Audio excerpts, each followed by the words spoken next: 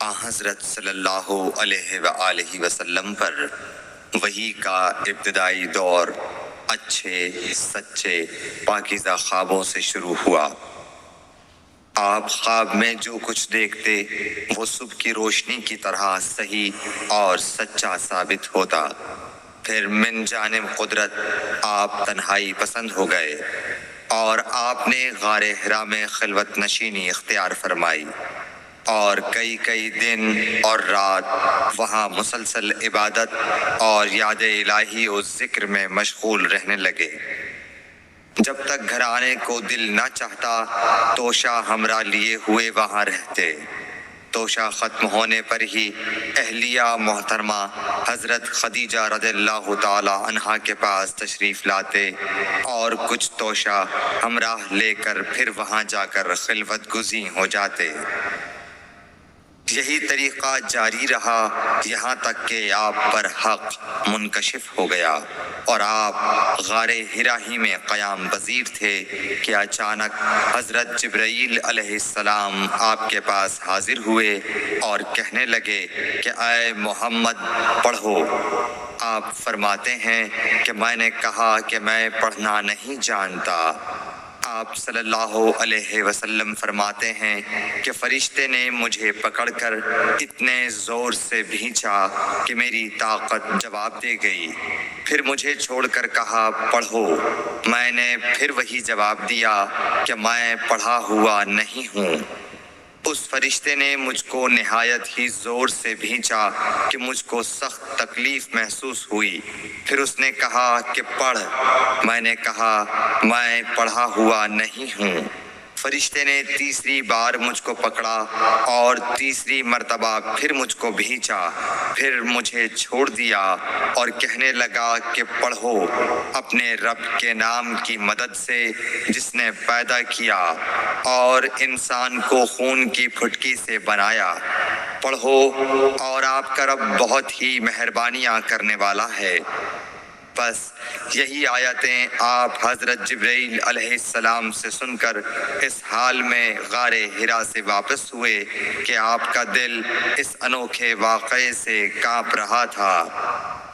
آپ حضرت خدیجہ کے ہاں تشریف لائے اور فرمایا کہ مجھے کمبل اوڑھا دو، مجھے کمبل اوڑھا دو۔ لوگوں نے آپ کو کمبل اوڑھا دیا۔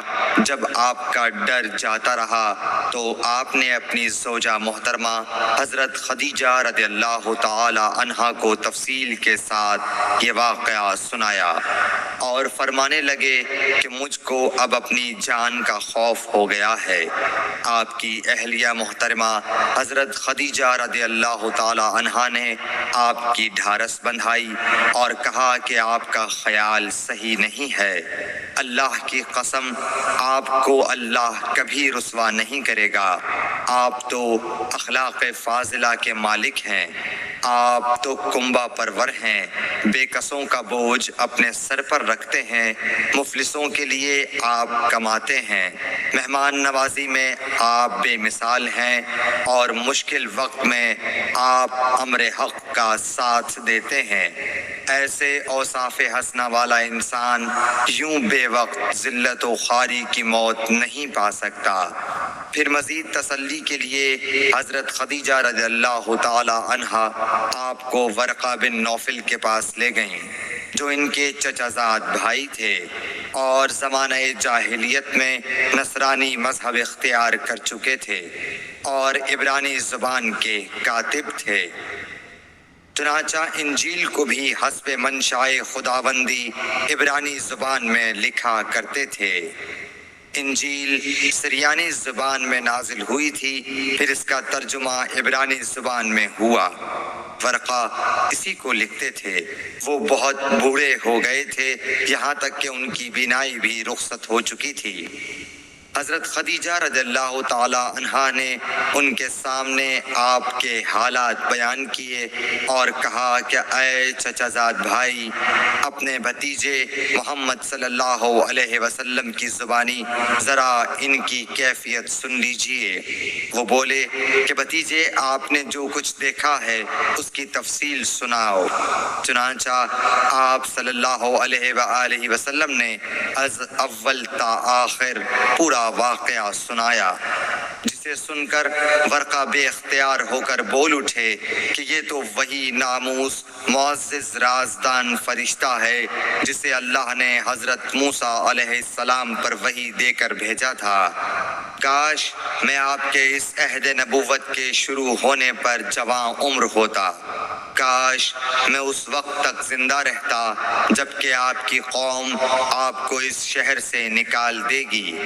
رسول کریم صلی اللہ علیہ وآلہ وسلم نے یہ سن کر تعجب سے پوچھا کہ کیا وہ لوگ مجھ کو نکال دیں گے، حالانکہ میں تو ان میں صادق و امین و مقبول ہوں۔ ورقہ بولا، ہاں یہ سب کچھ سچ ہے، مگر جو شخص بھی آپ کی طرح امر حق لے کر آیا لوگ اس کے دشمن ہی ہو گئے ہیں۔